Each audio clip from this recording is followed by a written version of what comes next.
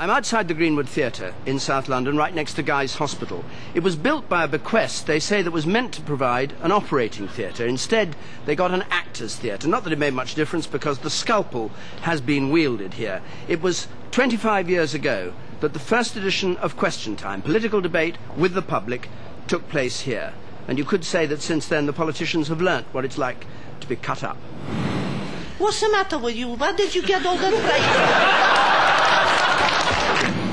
I think landslides, on the whole, don't produce successful governments. Arithmetic was never John's strong point. He hasn't. I resign, John. You're very unlikely ever to get a job, aren't you? No one expected the new programme to last. It was designed simply to fill a gap in the schedules. But now, 846 editions later, Question Time is almost a national institution.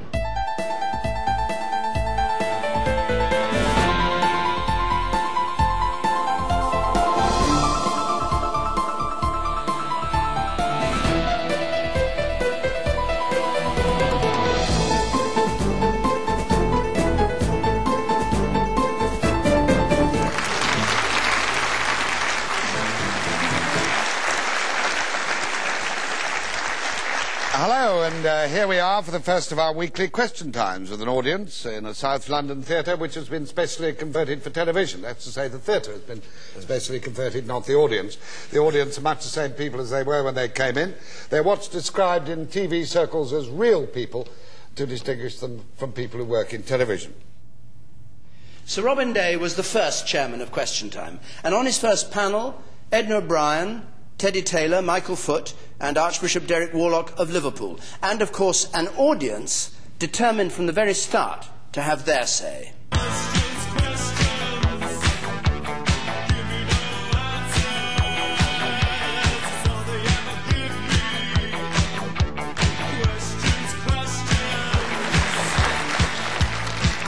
The trial judge recommended that the IRA terrorists who murdered my aunt in a London restaurant should serve a minimum of 30 years.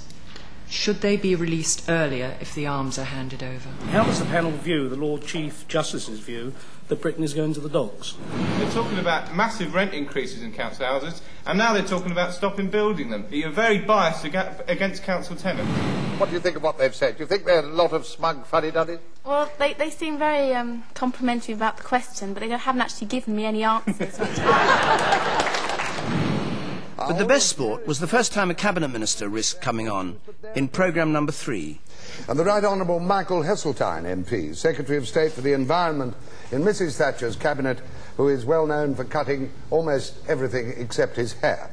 The very interesting thing about Question Time, above all else, of all the programmes I ever appeared on, the one that I knew would always provoke, oh, I saw you last night on the telly, was Question Time. Instead of declaring that it does not want confrontation with the unions, shouldn't the government have a showdown and cut the unions down to size without further delay?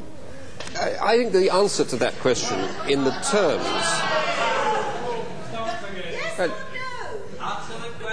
I was actually about to start doing that. Now, I understand that the left are very reluctant to listen to any answers, but I do intend to answer this question in my words and not in the words they try to put in my mouth. I think the reason why Question Time, when it started, was such an extraordinary success was because politicians didn't, on the whole, deign to speak as normal human beings to ordinary hoi polloi.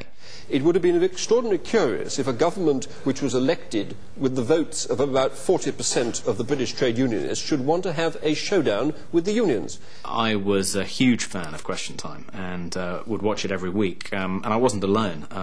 I'd come back to school the following morning and me and my mates would discuss who'd been on the night before. My politics tutor, I think, had an in with one of the programme's producers and managed to secure a small batch of tickets, so I went along with a couple of my mates. I'm going to ask for a question now from Toby Young of Islington, who is a student. Mr. Young, could I have your question, please? In view of the government's decision to scrap the Endurance before the crisis arose, how does the panel think Britain will be able to afford to maintain the defence of the Falkland Islands? There's something very idealistic about Question Time. It's democracy in action, in which this well-informed group of citizens debate the issues of the day in a sort of intelligent way, and hold kind of their elected representatives to account. To begin with, Question Time was based in London, but over the years it's become more mobile, now going all over the UK and beyond. Good evening and welcome to this week's Question Time, which comes from Birmingham, Truro, Brighton, Belfast, Bournemouth, Edinburgh, Stockton-on-Tees, Cardiff, Dundee, Lerwick, New York, Sydney, Abu Dhabi, Bristol, where our audience is ready as ever to test the wits of our guests here on the panel. The lady in the front here. You don't have to take your hat off, ma'am. Which one is Mr. Roger Freeman? Well, would Roger Freeman own up, please? He's sitting on the right here. How many jobs have he got?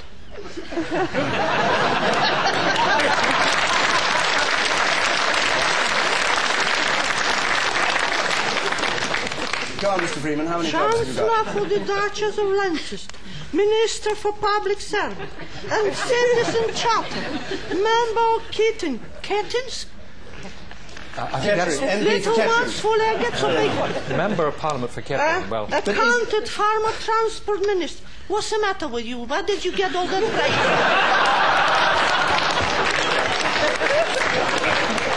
Okay, you should spread your jobs around a bit. No wonder you don't care about the young people and old pensioners. You got thousands. I got to live on 3,000 a year. Wait a minute. No. I think you must let him answer. And you put the same taxpayer on me as you put on yourself. Okay. Where is the justice? Mr. Freeman, some of you ought to shut yourselves. I think you're a candidate for the House of Commons. I have never thought the Question Time audience was a soft touch, actually. Right from the beginning, they always make it clear whether they support you or not by clapping. And so I don't think that there's ever been an audience which just sits there quietly and lets politicians get away with anything. Yeah, I am rather touched at Mrs. Williams. The same Mrs. Williams that before Stevenage dumped her in the 1979 election was on Grunwick's picket line and did nothing to bring in laws which, as Mrs. Thatcher has brought in, have allowed miners to choose exactly which union they want to belong to. Do I get a chance to respond to that? Yes, indeed. Right. Briefly. Number one, sir, when I was on the Grunwick picket line, there was no violence of any kind, and I make no apology for it. I have at home 10 apologies from cabinet ministers in the Conservative government for having suggested I had anything to do with violence at any time. I didn't say you had anything to do with violence. But you mentioned this... No, you didn't, but you gave a very clear insinuation which is untrue. No, I did not. And I'm entitled to say it's untrue because I know it's untrue. And secondly, my party... Was this the Labour Party or was this the SDP? SDP, and don't be cheap. No. One of the reasons I left the Labour Party was because I didn't believe that because people you lost your seat and you knew you were going to be deselected. Oh, don't be so foolish. I didn't leave the Labour Party in 1979, as you ought to know. I left it in 1981, 2 years later, because I didn't like the bloc.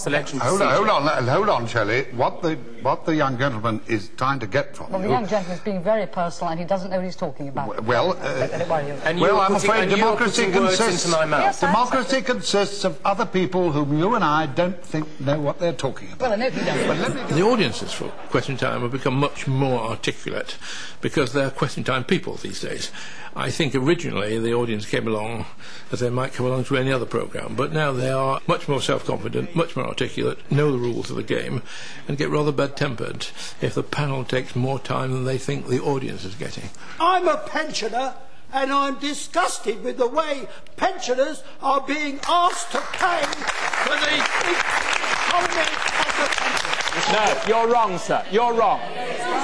It's not my figures, it's the government figures, the Roundtree I shall certainly claim credit for the fact that since 1979, the man on average earnings has seen his real take-home pay rise by £80 a week in today's values. I'm grateful to you because you clearly don't actually need a microphone to be heard from the back there, but thank you very much. No, thank you very much. No. I'm used to shouting the odds for pensioners. There's not many people doing it. No one is attending public meetings anymore. That tradition has gone, of that sort of oratory and that sort of meeting the public and the public actually ask questions. You know, even when they do the hustings at election time, it's usually 3 or 4 people in a market town and a bloke with a megaphone. You know, there's not much of that left. But what we have got left is question time. It's not just the panellists who get it in the neck. Watch out when the audience turn on each other. And I think we should thank the Americans for defending Muslims, not only in Iraq, but also in Kosovo. No. The Americans are defending Muslims in Iraq, they're defending Muslims in Kosovo. They set up the Palestinian Authority, the Palestinian Authority. They defended the Muslims in Kuwait. Let him finish his point. On behalf of the Muslims, don't you dare speak on behalf of the Muslims. You have no idea. Don't even speak. Why don't you attack the Russians when they launched an all-out assault on the Chechen based on a terrorist outreach? I never heard you. I've never heard you. All right, hold on. The left is silent when it comes to Russia. It's silent when it comes to Russia. It's silent when it comes to Chinese persecution. You've made your point. You've made your point. My impression now is that they throw it open to the audience much more than they used to. You know, it's become even more democratic. You know, the public get even more of a say than they did before, and that you know, no bad thing. I am Iraqi. I am Kurdish. In past 30 years, I have seen so much tragic. No human being in this world ever witnessed this firsthand. This is a war. This is not a picnic. For me, it was the first time in my entire life I have ever had that opportunity to go face to face to those people. Every single day, every single hour, I get the update news from Iraq. Does anyone ask us, how do you feel? Go on, I'm asking. We want this war more than anything on this planet.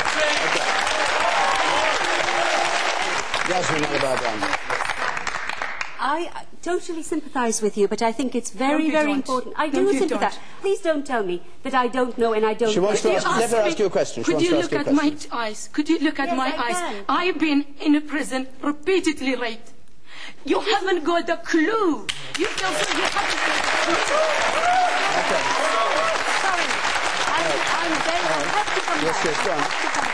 I'm sorry, this is just emotional blackmail. Excuse me. I went back to Kurdistan and I was stopped by people and they say, oh, they have seen my interviews, they have seen the question time. One of their comment was a Kurdish Prime Minister, Nechirvan Barzani, say, I saw you in that program, I was really proud. Over the years, Question Time has had a number of chairmen, but the one who set the standard for everyone to follow was Robin Day. There we are, and here we go. Well, now it takes more than a robin to make the weather go, and it takes 2 lips of fire to melt away the snow. Well, it takes 2 hearts of cooking to make a fire grow, and baby, you've got what it takes. Its initial success was built and based on Robin Day, and what people liked was how Robin comported himself, what he said, how he dealt with politicians.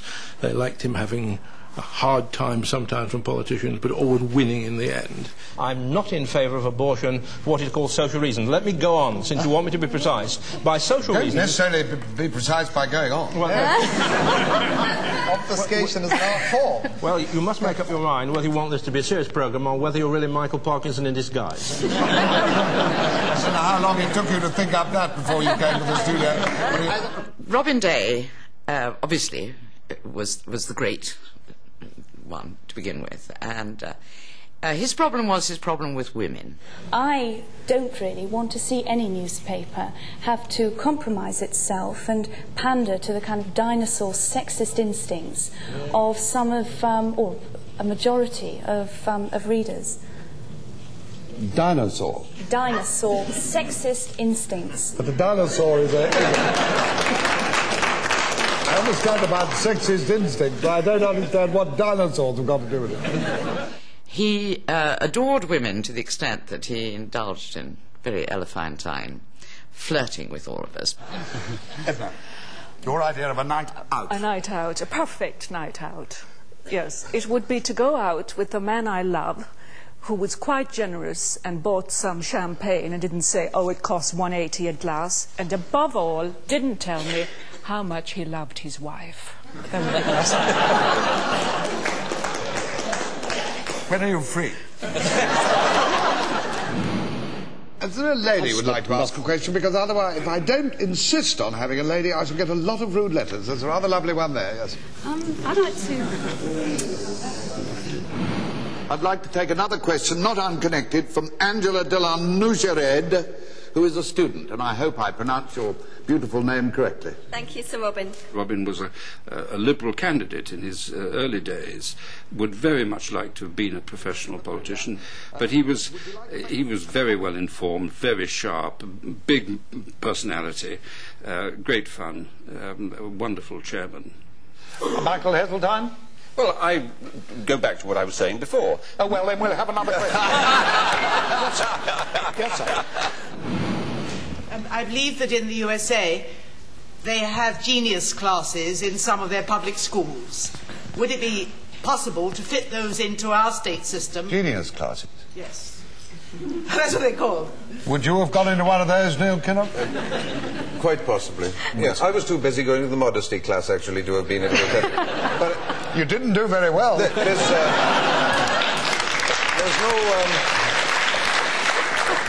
Get on with it. Robin, with great respect to you, a lot of people want to ask a lot of questions. It's a very long statement. I can give a summary, and it's very interesting, so if you bear with me, I'll tell you.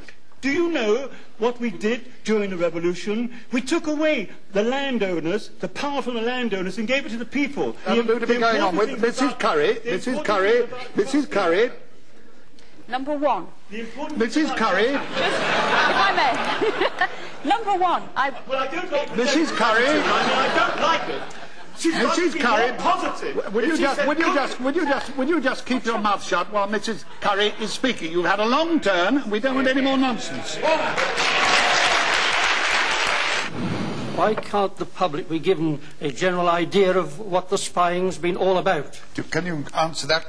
Do I not know your face? Yes, I've had it about 70 years. Very good. That's no reason why I would know it. But have I not seen you before? My name's Ernie Roberts, and I have been a member of Parliament and a trade union leader. A Labour member of Parliament. Yes, Thank you for coming this evening. It's very interesting to have your question now. Instead of being an hour of topical comment and discussion, it's become an hour of belligerent knocking shop. This programme, sir, is not a knocking shop. I do. Please, Mr. Stephan. May I not have a reply to this? If you insist. But surely I'm one of your guests. You are.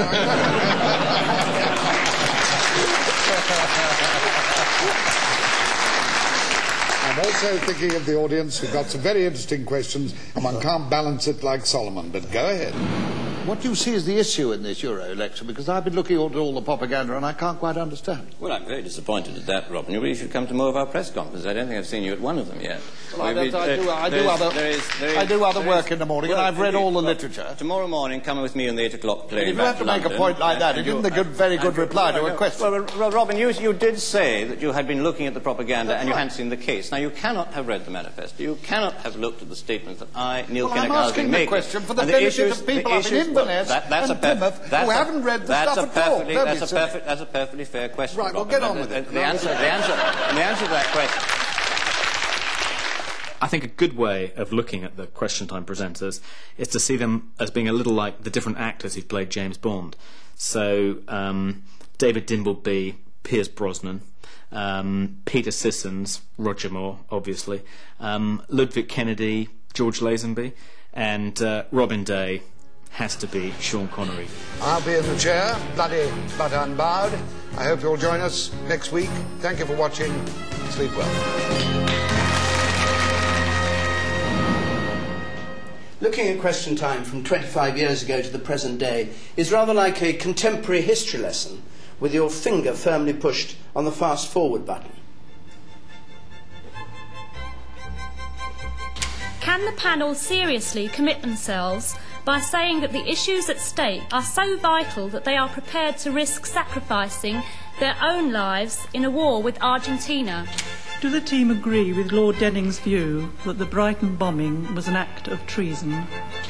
What has got to happen before people stop talking about the Iron Curtain? Yes, I do think Mrs. Thatcher should have stayed on, because she's one personality that the whole world recognises. You might think that she's quite nasty in her ways, but she still has the charisma. John Smith was a thoroughly decent man who had such a tremendous sense of fairness, a very Scottish sense of fairness. Unless a dinosaur evolves, it becomes extinct, and I think New Labour realised that, and I think the Conservatives need to take that on board as well. In the midst of this carnage, want a harder response provoke more action which will affect innocent lives. Bearing in mind that no weapons of mass destruction have been found to date, should we still have gone to war with Iraq? Of all the political issues that have excited the Question Time audience, none has been more powerful than Iraq. We even had one edition in Manchester where instead of the usual 4 or 5 questions, we began with a question on Iraq, and the debate simply ran right through to the end of the programme. There's no doubt that editions of Question Time are at their most compelling when the programme manages to capture public passion. 2 years into his premiership, Tony Blair came into the studio with one of his manifesto pledges apparently conveniently forgotten, but not by the Question Time audience. We've got a few minutes left. Yes. Where are you? Yes? You may remember some time ago that 400 plus MPs voted to ban fox hunting. When will it be banned?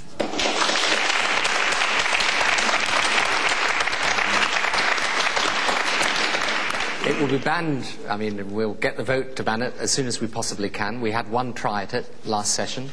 It was blocked by Conservatives in the House of Commons and the House of Lords, and we're looking now at ways of bringing it forward in a future session that allow people to have a vote and actually carry it through. And 5 years later, it's still not settled. Here is Ken Livingstone infuriating Frank Dobson, Labour's official candidate for Mayor of London, by refusing to declare whether he would stand against him. You've said over and over again, I will not stand as an independent. Everybody here wishes to know whether you will or will not stand by an independent. Now, I'm sorry, but I'm going to take time with the Labour Party to work out the way forward. But so you are considering standing? I'm listening to London. You're considering standing? But I'm also making it clear I still want the Labour nomination. I want Labour to wake up to the fact you can't have a system like this. Well, let me make it clear, Ken. I've made my mind up. I'll say it to your face. I am the official Labour candidate. I am not going to stand down.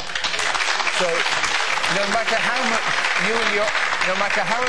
you and your friends organise within the Labour Party in London to try to have a go at me about this, I will not change my mind. I will be the official Labour candidate. So as far as I'm concerned, you can say now, are you going to support me or are you going to stand separately? Go on, make my day. Well,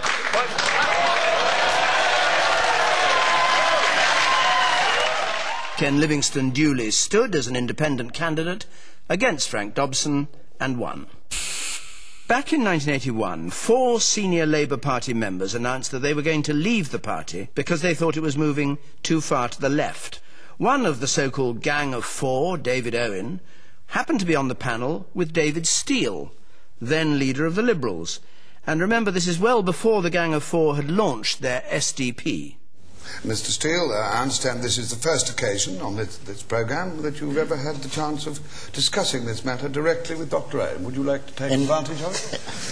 In recent times, well, I don't propose to conduct a love-in with Dr. Owen on your programme, and certainly not to I can think of no better place.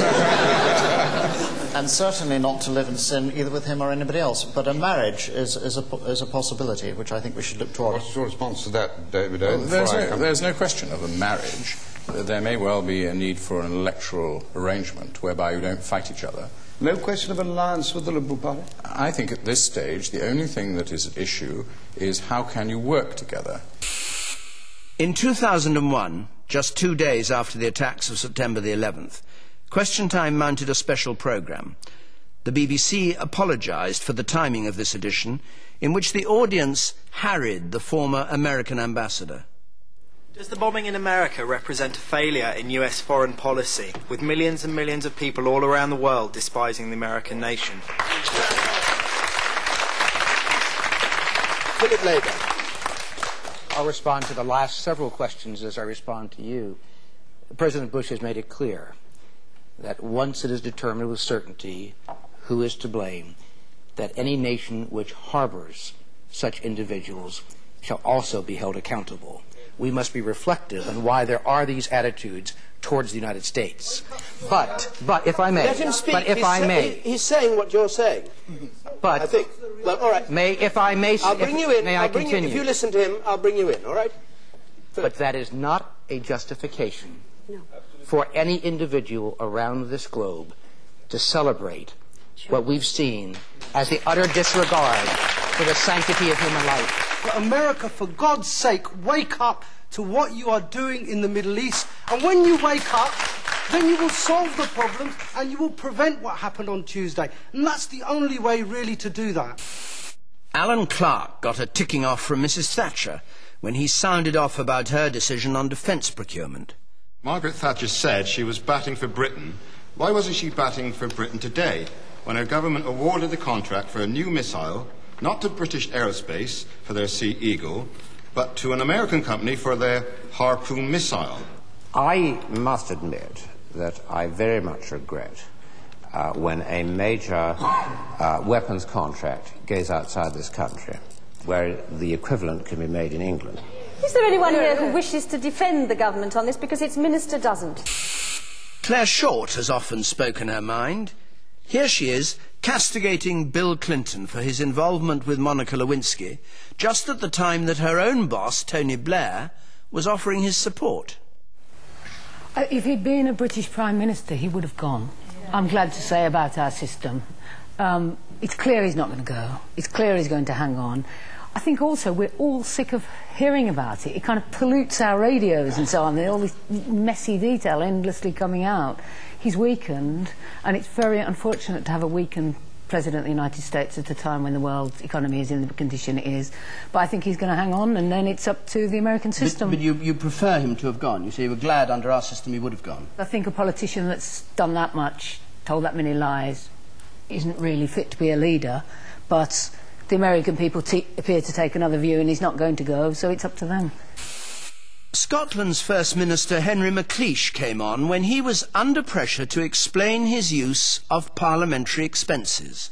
If I, for a minute, had benefited personally from any of this, then I would have no hesitation in saying that and adopting the consequences, but I clearly didn't. The man there in the blue shirt, you, sir. Henry, you're quite a nice chap, and I believe you were a good footballer. For goodness sake, show some integrity, hand in your notice. And 2 days later, he did just that. Others have fared no better. Tory Foreign Secretary Francis Pym was too candid for Mrs. Thatcher's liking about her prospects in the forthcoming general election. Yes, does the panel think that if the Tory party gets in with a landslide majority, it will damage the social fabric of the country? What do you say to that, Francis Pym? Well, first of all, I think a landslide is unlikely. I think landslides, on the whole, don't produce successful governments. 1945 was the obvious one, this massive landslide to Labour. I think that was extremely unfortunate, so I don't think that's likely to happen. At the time, I didn't think it was a gaffe at all. It seemed to me a perfectly sensible point to make. Governments do best when they're pressed, when they're under pressure, when things aren't too easy for them. It seemed to me a simply democratic judgment about how Parliament works. I think that a majority between 50 and 100 would be better than one that was in three figures. I have a wish to congratulate Andy Davis as an A-level student. It's the first time I've heard anyone elicit from a politician the answer that he doesn't want a landslide victory. As a result of which, Mrs. Thatcher sacked him outright, no other offers, out of the cabinet. And poor Mr. Pym was consigned to the outer darkness forthwith. It was to avoid exactly that kind of blunder that few senior cabinet ministers appeared on Question Time in the early days. After all, politicians weren't used to mixing it week by week with their opponents, let alone with the voters. the view was in the 70s is that these sort of programs were best avoided because you could make a mistake, and if you were a senior politician, you made a mistake, it had a big headline. And so the assumption was that you put the second 11 into bat. Well, of course, that's a very curious thing to do when the stakes are so high. We realised that if we were going to be in this business, we ought to put the front foot forward. They will have made the unemployment figures look better, they will have cut the real living standards of workers and their families, and they will have provided a domestic workforce to look after the elderly people who can no longer get into old people's homes and help. Is there any truth in that, gentleman's allegation? You must live in a dream world of delirium. I've never heard such... You must have an extraordinary persecution complex. I don't know where you get these ideas from. The idea that a party elected... The Guardian, No, The Guardian. No, it's not true. The Guardian is a very accurate and responsible newspaper. It would never go through sort of rubbish of that sort. But the fact of the matter... Michael Heseltine's experience didn't exactly encourage his colleagues to follow him until a senior Tory decided to press for a change. Edward Buchanan came to see me and said he was going to approach Mrs. Thatcher and say it was important to release cabinet ministers to go on because he felt it was an unequal contest. The so-called heavyweights of the Labour Party were on the programme, but the heavyweights of the Tory Party weren't. It evolved very much when cabinet ministers went on, and that made it, I think, much more significant than it was earlier. Cabinet and shadow cabinet members now battled it out regularly, but not serving prime ministers. Until 1997, and then only when promised a panel of one. A question from Katie Gent, who's a retired local councillor from Richmond. Katie Gent? You're known as a decent man. But if returned to power, you will be surrounded by yet more bastards, Portalistas, Redwoodites, etc. Can we have you and not them?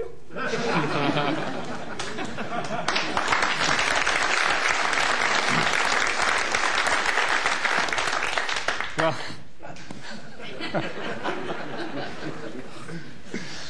I think I have set out the policies that both I and they are contesting this particular general election on. I certainly hope you're going to have me. Since then, the main party leaders have regularly appeared in front of the Question Time audience.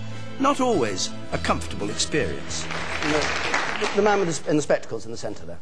Mr. Blair, Yes, sir. in 1983, in the debate in the House of Commons, you described the Trades Union Act of that year as scandalous and undemocratic. How would you describe that act now?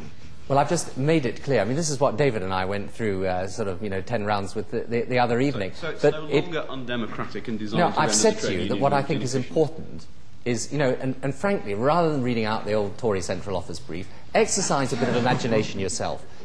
I've already said to you, we will keep the legislation in place. Undemocratic 14 years ago. Surely it's scandalous and undemocratic I must now. perfectly well appreciate why the Conservative Party would prefer to refight the political election campaign of 1983, but I'm on the one in 1987. Okay, all right. It can be nerve-wracking being a guest on Question Time. You have to be ready at a moment's notice to say something convincing about a question you may not even have thought about. It's no wonder that some guests are almost physically sick in the dressing room before the programme starts. Others are spotted young, give a confident performance, and go on to become regulars.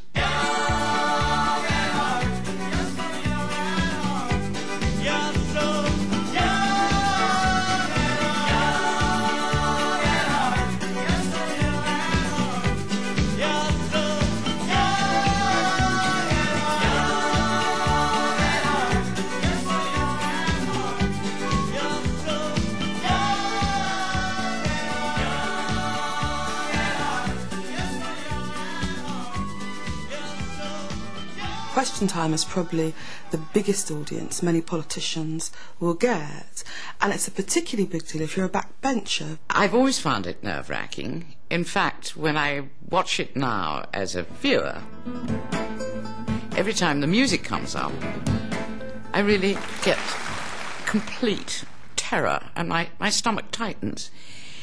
And I never was able to use Enoch Powell's advice to me. He said, never go to the lavatory. A full bladder gives you the tension for a good performance. I sometimes wish I'd got more nervous, because it's the absence of nerves, it's sheer complacency that leads one to forget to read the newspapers on the day and to walk straight into traps like not knowing the identity of this asylum seeker who I'd completely forgotten about. Do you think it was the correct decision to allow Yusuf al-Qaradawi into the country? Boris Johnson. Now this is the guy who was very, very abusive, wasn't he? And full of hate speech of one kind or another. Yeah. I can't remember. You've really got me here. I can't remember the exact circumstances of his admission. Presumably he was seeking asylum, wasn't he? No, he's come here to speak for Brotherhood of Islam. I'm perplexed as to why he's been welcomed into the bosom of our great nation. I look forward very much to hearing what the Minister for Constitutional Affairs has to say about it. Do you know what the leader of your party says about it?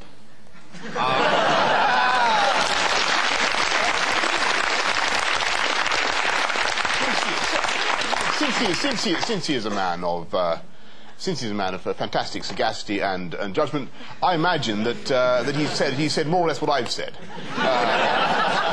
The worst thing is when nobody on the panel knows what the question is about. And there was one occasion down in Truro in Cornwall with Tony Blair, and the question was an entirely local issue. I rather wonder if the total number of sewage treatment works in Cornwall would exceed 3. Is this treated sewage or raw? No, it's sewage. Raw sewage. When I looked up, nobody could answer it.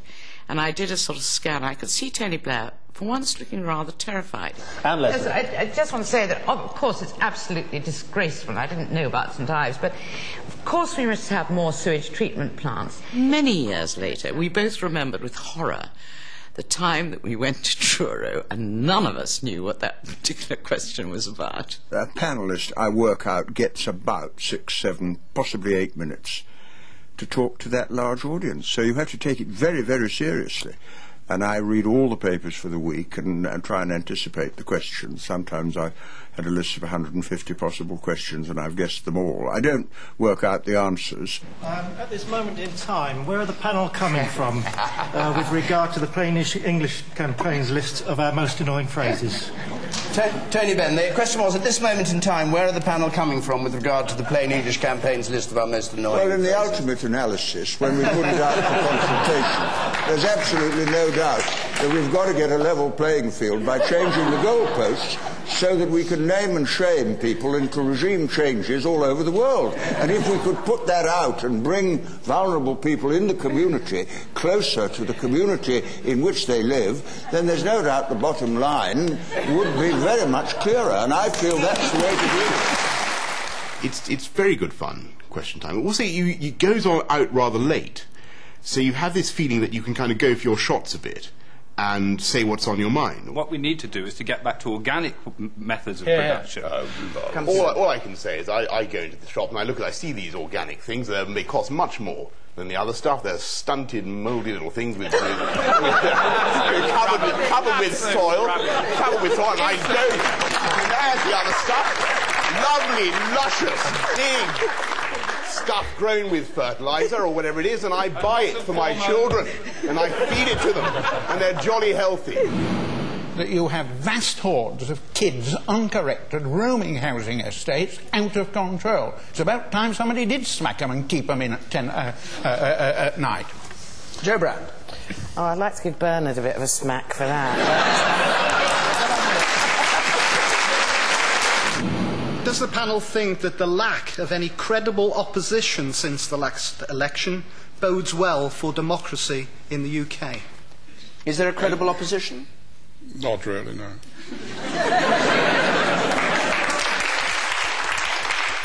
No, I really won't get to the Lords. That's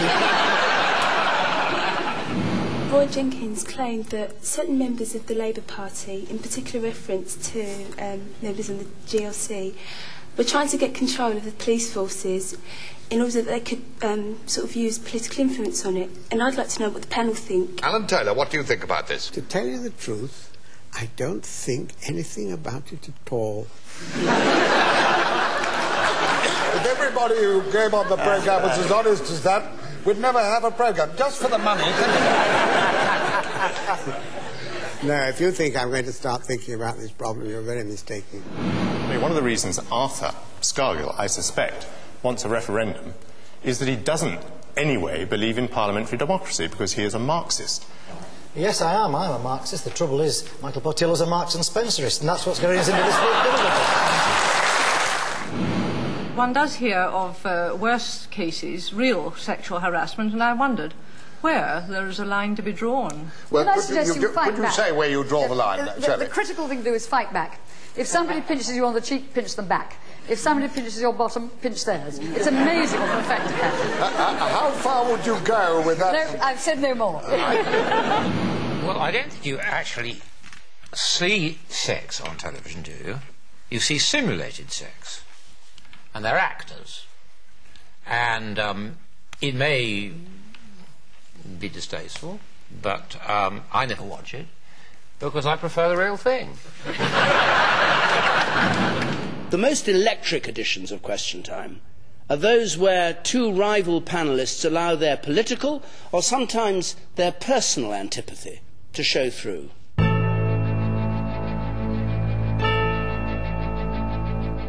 If you could find billions for war, find billions for peace and justice. That's what's important. Arithmetic was never John's strong point. He hasn't. He hasn't. I resign, John. You're very unlikely ever to get a job, aren't you? But let's just put a little fact in front of him because he always finds them embarrassing. The war cost 1.5 billion, and the contributions from overseas are 1.4 billion. So all these billions that are being spent on war only exist in your over-fevered imagination. The hospital wards. The hospital wards. Tell us about the hospital wards. Can we keep them open? Well, I'll come back to you. We have a health service on which we're spending more money than any Labour government ever dreamt of spending. It's time, John, you allowed your prejudices to take a back seat and looked at a few facts occasionally, if you could understand them. No wonder you got sacked. I didn't get sacked.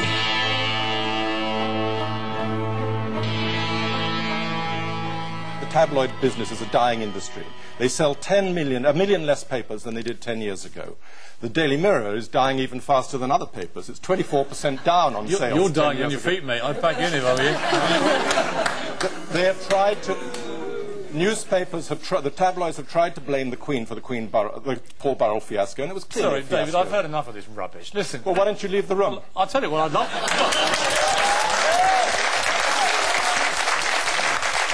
I never leave my adoring fans.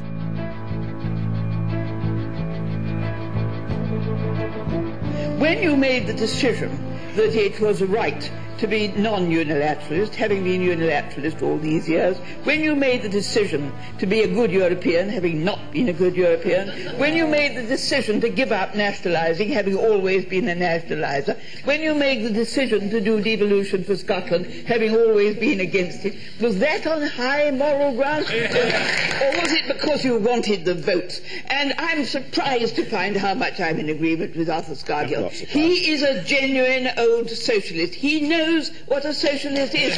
You don't know what a socialist is.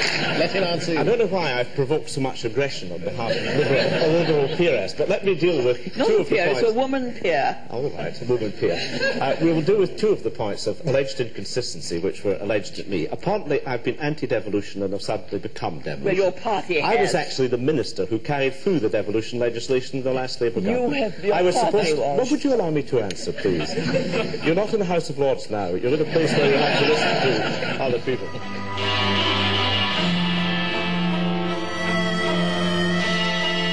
Speaking as Vice Chairman of Addenbrooke's Hospital in Cambridge, and also currently as wife of the hospital orderly at North Sea Camp Prison,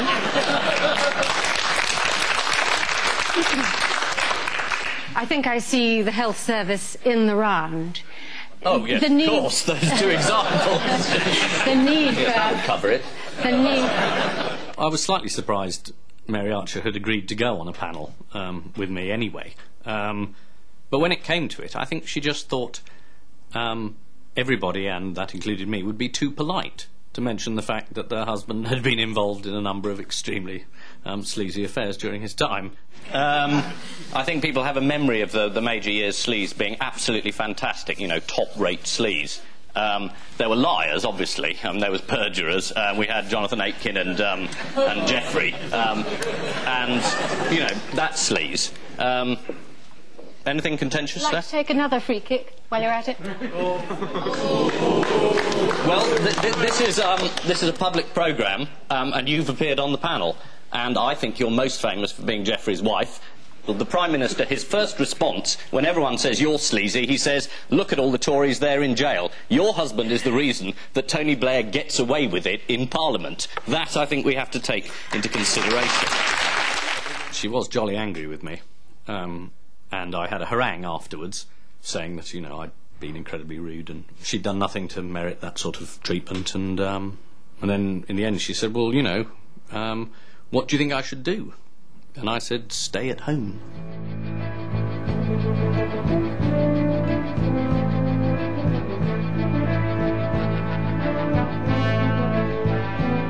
I find it quite extraordinary that a politician of Mr. Heath's experience should be so ready to find life with Saddam Hussein tolerable.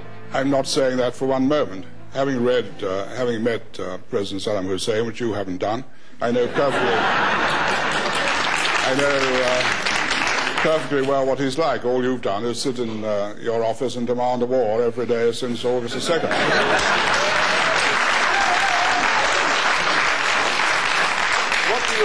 What do you believe that meeting Saddam Hussein has taught you about him that the rest of us don't know? A great deal. And it really is disgraceful you should make such an accusation in public like this.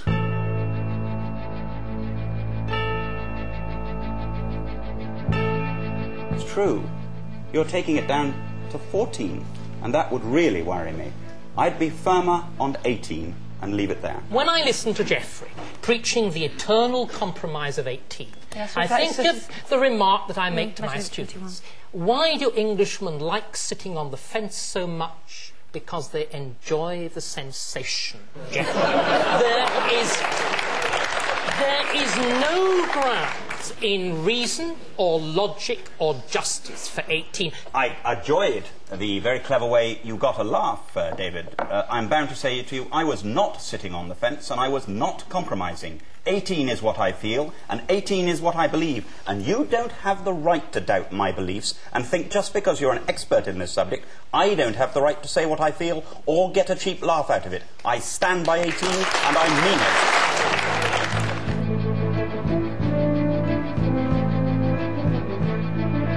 What he is saying to me is that I would have been right to have stayed and spoken in favour of policies coming out of Europe, destroying NATO, massive nationalisation, destruction of any private education, any private health service, moving towards a semi-East European state. That would have been all right within the tabernacle of the Labour Party. I mean, I'll be blunt with you, Roy. You talk about cancer.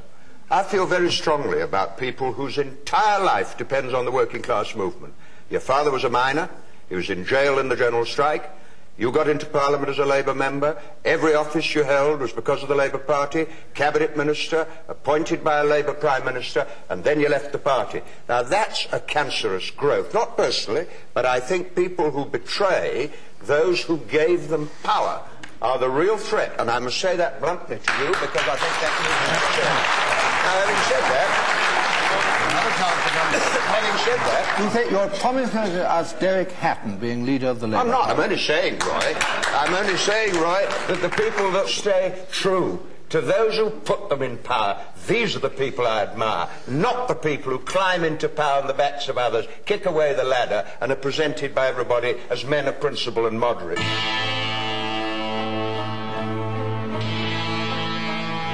Why is it always millionaires like yourself get uptight about £2 an hour for people on minimum wage? Why do you always have to do that? I'll tell you.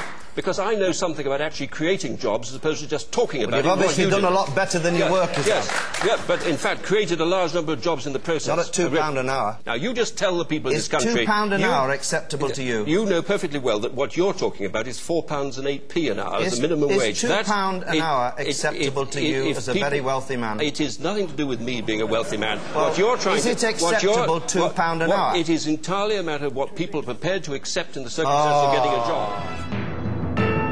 And sometimes even the chairman gets dragged in. Why did the Conservatives support the accession of the 10 countries? Those countries can feel let down because now you're getting scared of the natural consequence of these being full members. I'm saying to you, I've got nothing to fear. Please, I know, but don't speak while he's speaking because nobody can hear anybody. You always tell other people. You always tell other people. No, just now, when Shirley had finished, you told me not to interrupt, and she finished. You always tell people. I just jumped in while I got the opportunity. Transitional period. You won't win this one because I'm chairing the programme. Oh, I know. And you won't win if you could speak when other people aren't speaking and not interrupt those who are. Period. Then the same courtesy may be extended to you. The terrible risk of appearing on television is that what you say is recorded and can be kept in evidence against you. Here are a few things that panellists have said which, with hindsight, they might rather have wished they hadn't. Every independent expert who has looked at the minimum wage has come to the conclusion that it would destroy large numbers of jobs. And the ridiculous thing about it is that it wouldn't even help the people it's designed to help. The minimum wage would actually help the richest third of the population more than it would help the poorest third. This is an absolutely disastrous policy. It's utterly misconceived, and the sooner the Labour Party withdraw it, the better for everyone in our country.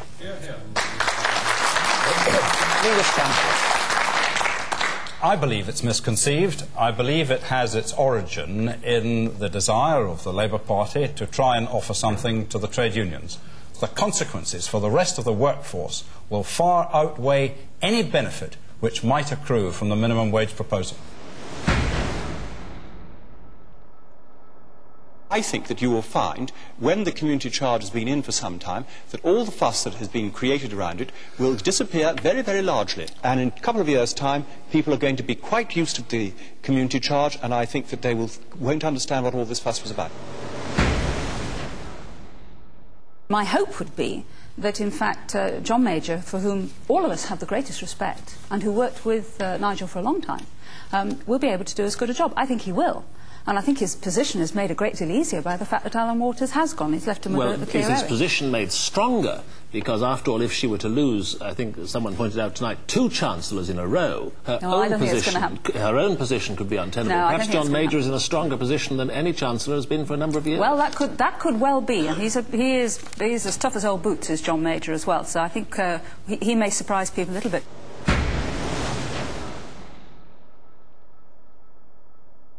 I don't feel a great sense of pressure that I should suddenly be resigning, because what I have said solemnly to the House of Commons I think will be shown to be correct.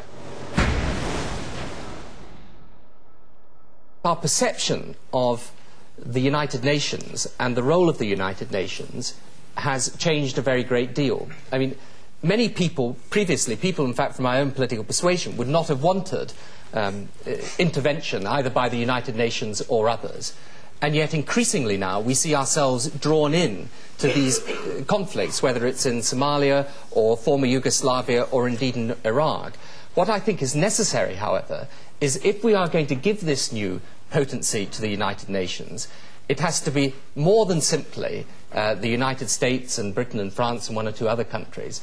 It has to be a real forum for world opinion, which can be mobilised effectively and which acts always under the aegis of international law, so that the power of the United Nations is never subverted simply to the power of 1 or 2 countries.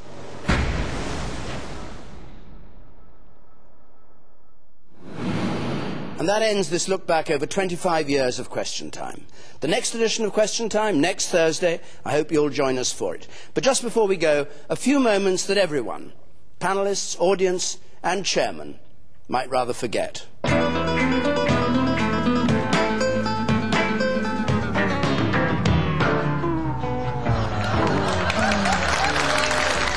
Somebody forgot to put a shilling in the meter. It'll be all right in a minute. What you call self-government, but what he calls devolution, up in this relatively small corner of the United Kingdom. I beg your pardon? This reminds me of 1985, when Mrs. Thatcher had Alan Walters underneath the table in number 10 Downing Street. Disagree. Do you want to rephrase that? I happen to not like beards or moustaches. And the fact that you use a single set of wires to transmit the electricity... A Freudian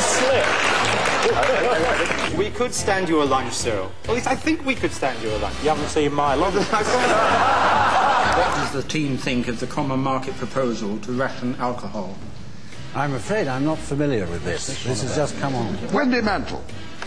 I'm afraid I knew nothing about it at all. Perhaps Robin can enlighten us. Julian Avery. Well, I'm against it on principle. This is Dorothy Clark, housewife. Are you there? Which question? You had a short one, I think, about what about the team and their... About the beer? About the what?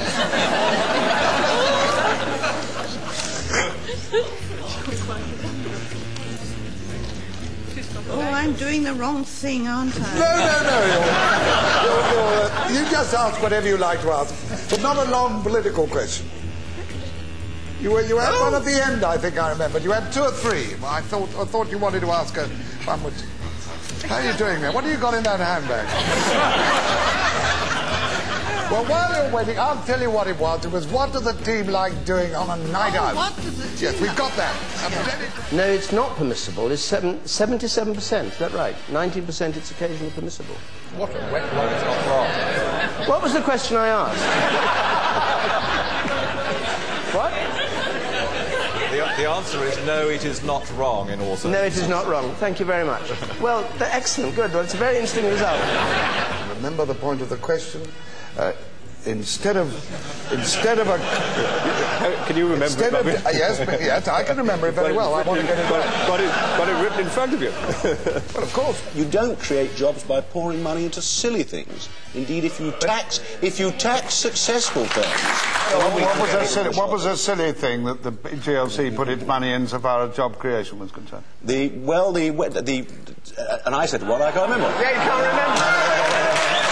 The probability of a I was going to say Kinnersley haddock. I think Simon is right. Peter, I'm sorry. Peter is right. You're right, whoever you are. You, sir. You, madam. Sir. I'm sorry. Mr. Helleth Williams. Miss. If that's all right. Miss, I'm so sorry. It says Mr. here, but you certainly, it's not a mistake to give him Welsh lessons for you. That's in the front. My suggestion, Robin, it's about time you took advantage of the free eyesight test yourself. That's the second sex mistake you've made tonight.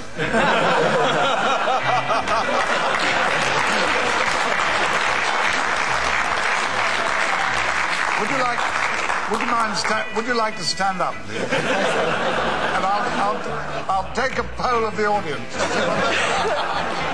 Is it John Gregg? No, it's John Ord. John Ord. John Ord, I beg your pardon. Your writing is very small. It is pretty awful, isn't it? Yes. Mr. Glenn Messenger.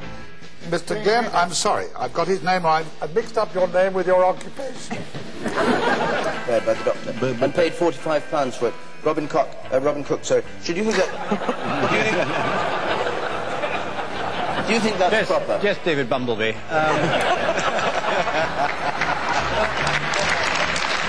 What action do the panel think should be taken against press photographers who take pictures of the royal family? Such as the pregnant Princess Anne? Yes. And presumably you don't limit only to the royal family? Yes. What did I say? Oh, the Princess of Wales, but I've no doubt the same principle applies, if not the same principle. Since Gordon Brown became Prime Minister,